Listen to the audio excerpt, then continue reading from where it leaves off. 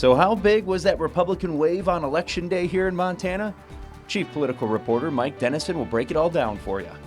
Plus, the votes are in and Montanans gave their clear support to marijuana legalization in the state. We'll talk about what comes next.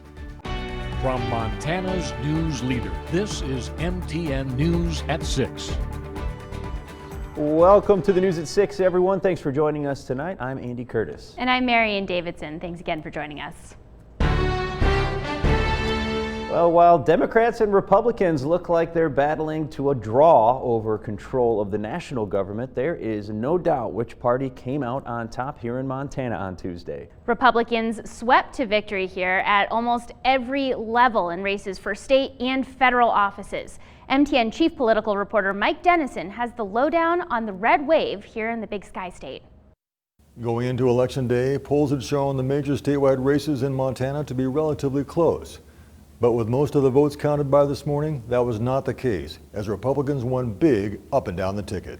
Republican U.S. Senator Steve Daines easily turned back a challenge from Democratic Governor Steve Bullock, 55 to 45%. Late Tuesday evening, Daines thanked supporters in his hometown of Bozeman and noted that his victory appears to have helped keep the U.S. Senate in Republican hands, despite an avalanche of outside money spent to defeat him. And I'm grateful that the good common sense, the good horse sense of Montanans didn't listen to all that out-of-state money from Chuck Schumer flooding into Montana. Republican Congressman Greg Gianforte cruised to victory in the governor's race, beating Lieutenant Governor Mike Cooney 54 to 42%. At his victory speech Tuesday night, Gianforte said voters sent a clear signal that they want a change in the state's direction. You made your voices heard. You said you wanted a leader who could get the economy going again, a leader to get Montana's back in good-paying jobs, a leader who will protect our Montana way of life, and a leader who will change how we do business in Helena.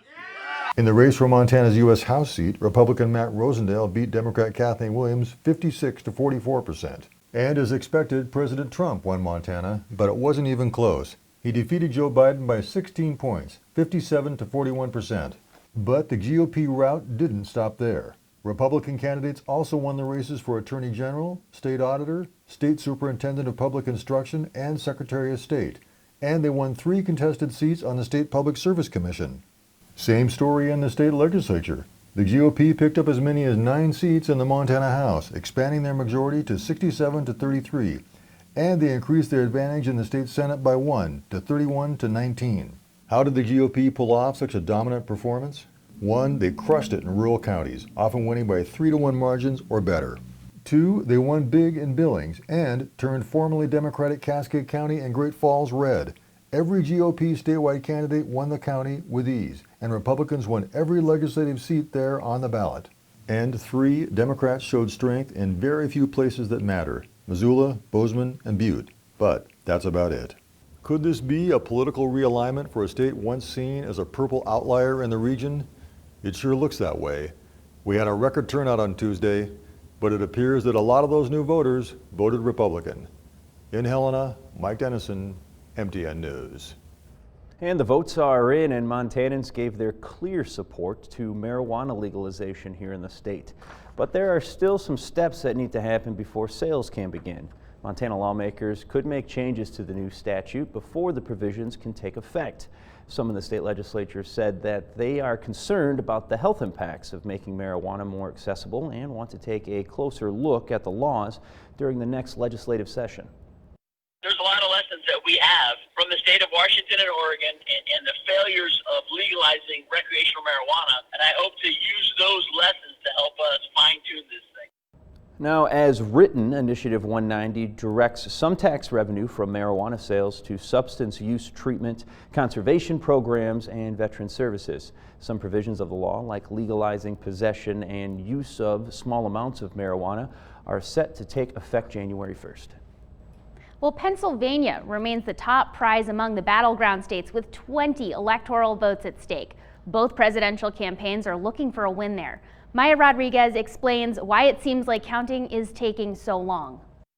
The Keystone State, living up to its name as potentially the linchpin in who becomes America's next president. Their processes just were never anticipating such an influx. An influx of early absentee and mail-in ballots in numbers Pennsylvania has never dealt with before, about 2.5 million, 10 times what they had in 2016. Matthew Weil with the Elections Project at the Bipartisan Policy Center says counting all of the state's ballots will take a while. In some of the biggest jurisdictions, Philadelphia, Pittsburgh, they don't have the experience counting those quickly. And the fact that the legislature did not give them time before Election Day to count those, even knowing that this was coming, means that most likely we're not going to have great results until Friday. Among the areas to watch in Pennsylvania, the suburban counties around the state's two biggest cities, Pittsburgh and Philadelphia. That includes Bucks County, just north of Philadelphia. Yeah, counting the ballots is again really kind of an uncertain science for us. And those mail-in ballots also take longer to count. There are two envelopes we have to open, the outside envelope and the secrecy envelope. So it's really double the work. Here in Bucks County, they sent out about 200,000 mail-in ballots. That's 10 times the number they sent out in 2016. And here, like everywhere else in Pennsylvania, if a ballot is postmarked on Election Day, it can still be counted if it's received by Friday. However, election officials are preparing for the possibility of a legal challenge involving those ballots received after Election Day. We do know that there's very likely to be a legal challenge to that, claiming that that's not, constitutional. So we are going to start segregating any mail we get tomorrow. In the end, though, officials in Pennsylvania hope the 2020 election keeps voters confident in the election system. The people you see here working, these are not political appointees. They've committed themselves to giving people a fair, accurate, safe election. One that doesn't appear to be over just yet. In Bucks County, Pennsylvania, I'm Maya Rodriguez. And now with a look at our weather, Chief Meteorologist Curtis Grevens. Andy, I have no idea what a hangover feels like, but I'm thinking that it's something like this today. Here, anybody else feeling like that? Good evening, everybody. And look at this, winter storm watch here for areas of north central Montana, the Rocky Mountain front out the High Line. Only this area right now. More of the state will be should be included in a winter storm watch, but the combination of snow and wind, widespread totals between 12 and maybe 24 inches up around Havre. I'll take a closer look at some of the specific snowfall totals that we could see coming up in the full forecast. Lake wind advisory just dropped, high wind watch for Thursday, high wind warning for Thursday, and a red flag warning. We've got a winter storm watch and a red flag warning in parts of the state. Not a good idea to do any burning down around the Boulder area, really anywhere in the state, because of low humidity, some dry conditions, dry grass, and also some gusty winds. Enjoy the warm before the storm. One more really warm day with the possibility of some records. The snow stall, it's taken a little while to get here, but once it does arrive, this will be a severe storm with some really nasty travel. We'll talk the weekend. It's coming up.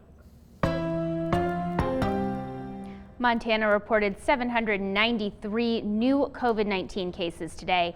That pushes the statewide total to more than 36,000 cases. Close to 12,000 of those are active cases.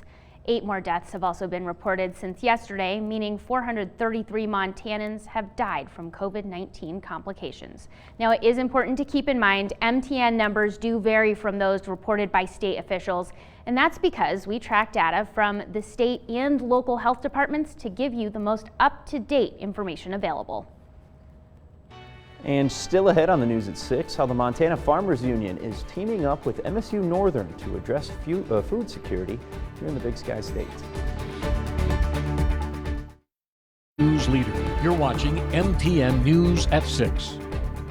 Welcome back to the news at 6. In tonight's Montana Ag Network report, Lane Nordland shares how the Montana Farmers Union is working to address food security right here in Montana by collaborating with MSU Northern in Havre.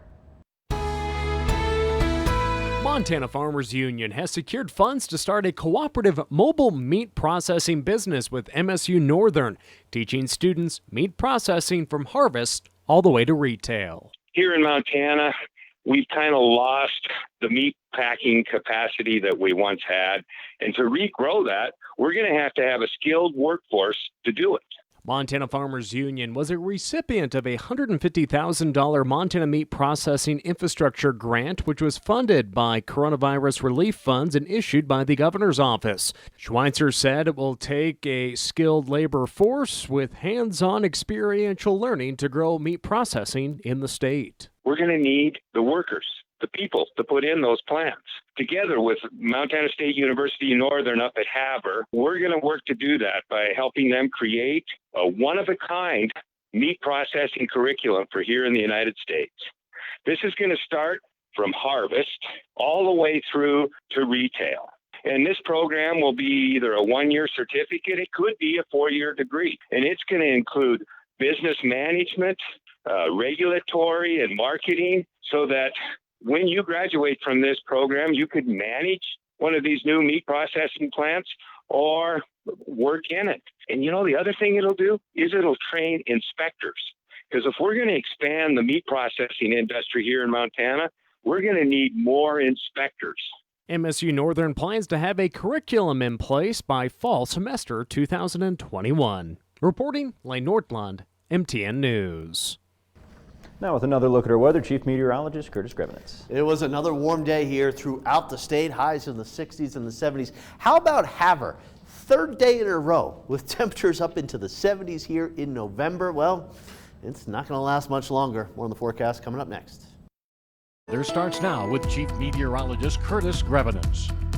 All right, welcome back, everybody. Another pretty nice November day out there. Helena got some wind today at times. Temperature still in the 60s. Great Falls. It's dark there. The camera's just a little lagging behind. 56 degrees, and we got a southwest wind of 16 miles per hour. The current reading still in the 50s and the 60s. Average highs for today should be in the upper 40s and the lower 50s. So our current temperature still even warmer than the average highs. And the winds, hey, good for Livingston. Calm. They get a little break here. Maybe it'll be calm up around the Cup Bank area eventually. Not tomorrow, though. Radar, it's fairly calm out there and quiet as well. Same goes for a lot of the country. It is unusually barren of any precipitation here. A couple of snow showers up in northern Maine and a few rain showers around Washington. That's the beginning of the next storm. There it is, right there. And what this storm will do is take the long road to get to Montana here. So there will be some moisture ejected out into the northwestern part of the state tomorrow, maybe even around the East Glacier area, a few rain showers. But the center of low pressure will dive down the coast here. Look at that rain and snow into Oregon and parts of California. This is pretty good wildfire chugging in central Oregon here, and that's emitting some smoke towards Montana. We may see some of that tomorrow in our sky, but good to see some rain and snow on those current and existing wildfires. Even into Friday, looking at a little mix of rain and snow up along the Rocky Mountain frontier, but not much here on Saturday. The storm kind of taking its time. Remember, it's the long road going all the way down into the southwest and then coming up, but watch what happens here heading into Saturday evening. Rain going over to snow, western and central Montana through the overnight. Very heavy snow and a lot of wind here by Sunday morning and into Sunday afternoon. I mean, this storm is just screaming with the wind and the snow here. It is going to be a real nasty storm. One of those storms that could be life-threatening into the high lines, north central, northeast Montana. Visibility down to zero, impassable roads, snow drifting over the roads here. One of those storms out for the Montana prairies. The snow continues into Sunday evening, Sunday night, and Monday morning. A few snow showers linger before the storm moves out here. A couple of snow showers coming up on Tuesday as well. Snow, again, on the Rocky Mountain frontier around East Glacier and Browning, couple inches through the day on Friday, but more than a couple inches as we go through Saturday night and Sunday. And where you see that darker blue, we're talking in excess of a foot here. And that's a lot of north central and northeast Montana. And this comes with a lot of wind. Some specific numbers. Still, it's only Wednesday. The storm really arrives Sunday, Saturday night, Sunday, and Monday.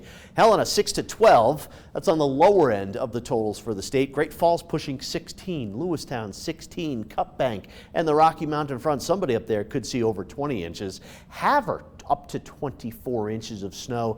Glasgow 20 inches. And again, it's not just going to settle on the ground. It's going to be blown all over the place. For tonight, it's a warm night, lows in the 40s and the 50s.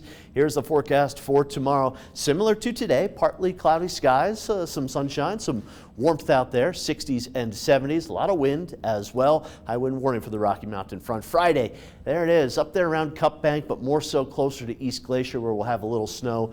Out ahead of that, still in the 50s and the 60s.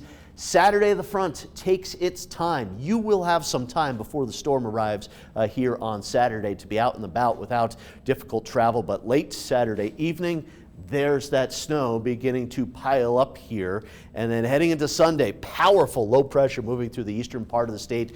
Really strong wind and snow. Might start out as a little rain here, but it is a difficult day to drive anywhere in the state. Think back a couple of Saturdays ago when we had that lot of snow here in the state.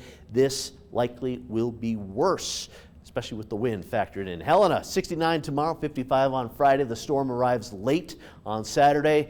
Sunday, it's a very snowy, very stormy, windy, cold day. Some snow into Monday, a couple of snow showers Tuesday, and 4 Great Falls. Enjoy that warm before the storm. Comes with strong wind tomorrow, cooler and not as windy on Friday. Saturday evening, Saturday afternoon, some rain, snow begins. And look at that snow continuing through Sunday into Monday. Teens, wind, near blizzard conditions in Great Falls Sunday night into Monday morning. Thanks for that, Curtis. Coming up, the Carroll College women's basketball season opener is just days away. What you need to know before tip-off. Montana's news leader. You're watching MTN News at 6. Welcome back, everybody. On Friday, the Carroll College women's basketball team opens their season with a tournament in Nebraska. MTN's Sam Hoyle caught up with them from the road as they get ready for their first game. From Helena, Montana to Concordia, Nebraska, it's about a 16-hour drive, but that's not including stops, which can and will make the trip longer for the Carroll College women's basketball team as they get ready to start their season at the Cattle Classic. But that doesn't mean they're any less excited. We're all just kind of excited to get started and get back on the court, so kind of no matter where we were going to be playing, we were going to be excited and ready for it, but definitely hard driving, obviously. The Fighting Saints are ranked 20th in the first installation of the NAIA rankings after a 21-10 finish last season that led to an at-large berth into the national tournament before the coronavirus pandemic promptly shut it down a day after the Saints received their bid. In the offseason, they added a prominent Helena figure in Jamie Pickens. The two-time Gatorade Player of the Year transferred after one season at the University of Montana, and in a few words, she's excited to get back on the court after more than a few months off. I'm super excited to start playing. I mean, the trip's hard, but we have a day of rest in between, and I'm just super excited to get on the court and start playing again. And though the offseason was a tumultuous one, head coach Rochelle Sayers says her players have been resilient through the change. We kind of really try to stay focused on the fact if we can't, do the things we're used to, do the things that we can. And so we really tried to stay positive and optimistic, and obviously we're on the bus heading to our first game of the season, and so we're definitely excited about that. The Carroll College women's basketball team will open their season this Friday in Nebraska against Dakota State University. For MTN Sports, I'm Sam Hoyle. Thanks, Sam. We'll finish things up here when we come back. Montana's news leader. You're watching MTN News at 6. Welcome back to the news at 6. Here's a story that's kind of out of this world. NASA just announced a technology upgrade that now allows them to communicate with an outdated spacecraft, the Voyager 2. The craft launched in 1977 and is traveling toward Jupiter, Saturn, and Neptune. That is very far. There is only one antenna on Earth that can communicate with and control the Voyager, and NASA engineers needed to upgrade it. That antenna is in Australia and had not gotten any new technology in 47 years. All right, well, that definitely sounds like it was in need of an upgrade. That does it for the news at 6. Thanks for watching. You can catch us back here tonight at 10. Have a great night.